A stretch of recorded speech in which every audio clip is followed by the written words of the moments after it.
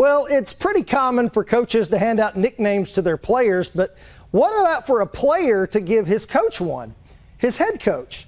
You'd think that coach would have to be a pretty good dude. Well, how about this? We've got high school football tonight, a lot of it, and we've got a big game here at Munson Stadium. It's the 124th playing of the Battle of the Axe, which of course features Sherman and Denison. And Dylan Morgan is here with us to talk about it. And Dylan, a lot of great games tonight, but this is the game. It's the Battle of the Axe. What a way to open the season.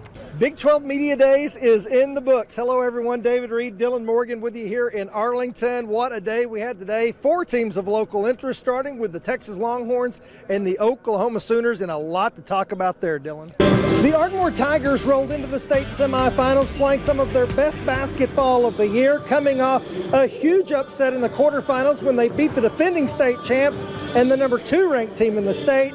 Today, they try to see if they can topple the number 1 team in the state. Denison, kind of a rebuild.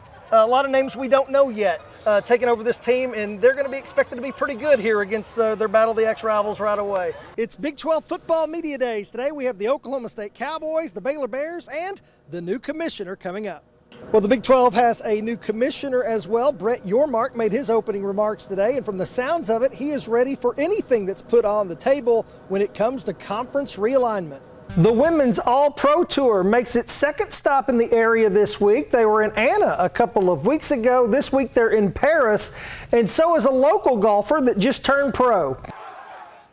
One of the most popular figures in college football, Mike Leach, has died after complications related to a heart condition at the age of 61. Leach was the coach at Mississippi State, but had also coached at Texas Tech, Washington State, and was the offensive coordinator at OU. He was famous for his quotes and press conferences. Local author Alan Burton wrote a book on Leach's quotes and phrases, and he says Leach meant a lot of things to a lot of people.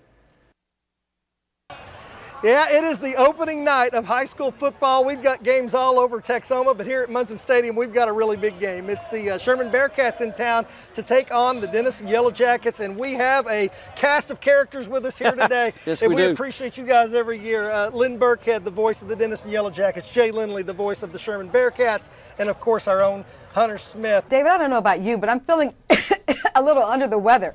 I might have to take the day off tomorrow and enjoy some sunshine.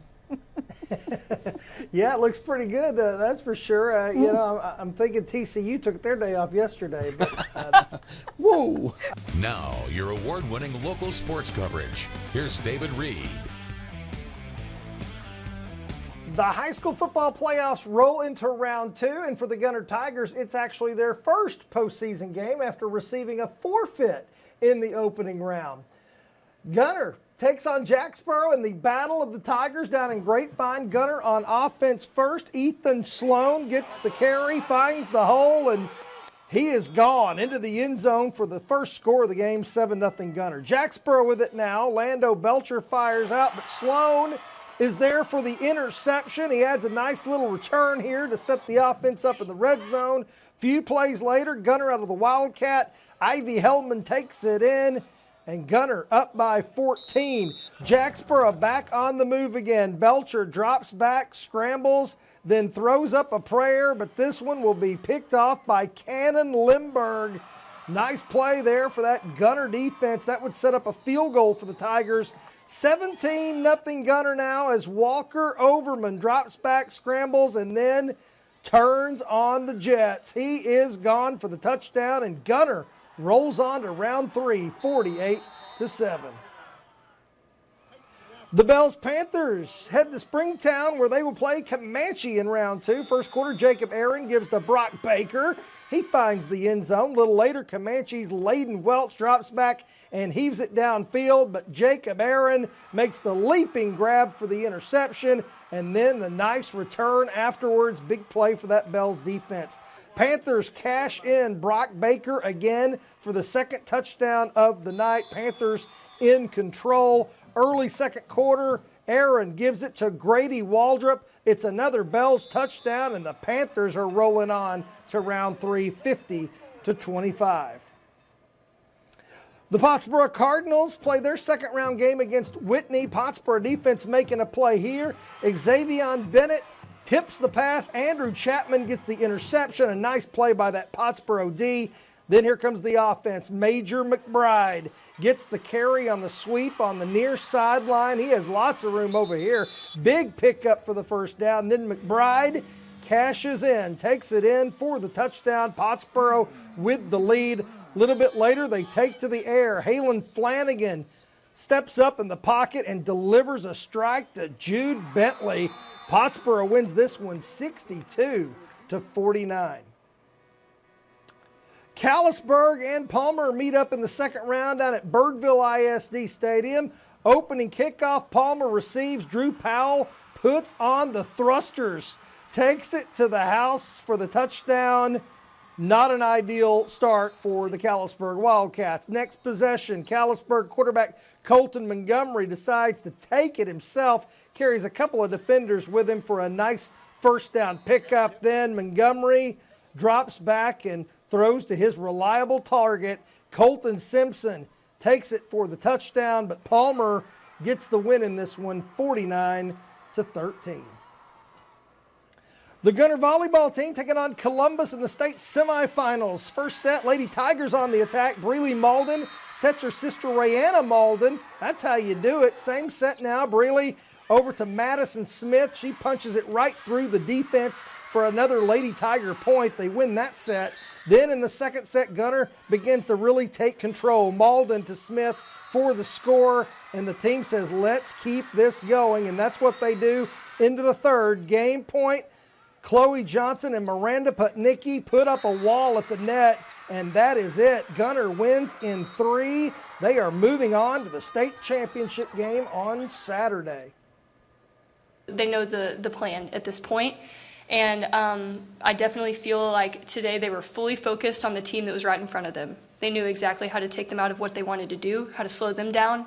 And, you know, now we're turning the page and we are getting prepared for our last opponent. Like this season, like we knew that this is what we wanted to do. This was going to lead us to get this far and even take a step further for Saturday. But like just us playing unified and like knowing we always have the next ball and we always have trust in each other and like our teammates and our coaching staff. So I feel like we always just have someone to eventually like look up to throughout the whole entire match, which just helps us be more unified and just helps us play more as a team.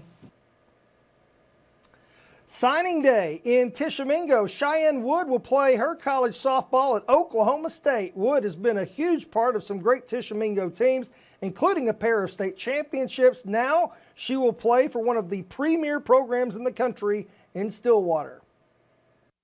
Oklahoma State always felt like a home away from home for me. It was just comfortable, and I knew that I had to have like classmates and stuff up there that would make it feel really nice and comfortable for me. So it was awesome.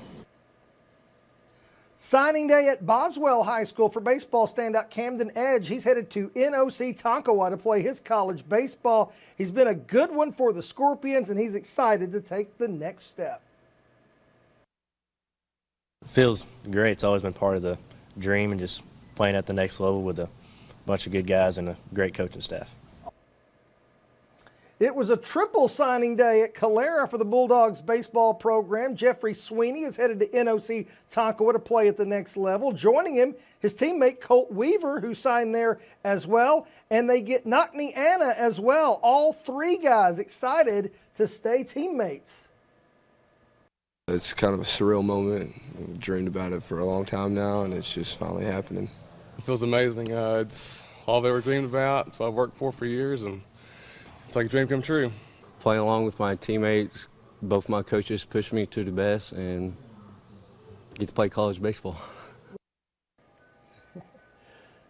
Yeah, congratulations to all of them, and congratulations to a lot of our football teams tonight. You know, Pottsboro, Gunner, Bells, all winners tonight, and we've got a lot more teams that'll take the field tomorrow night.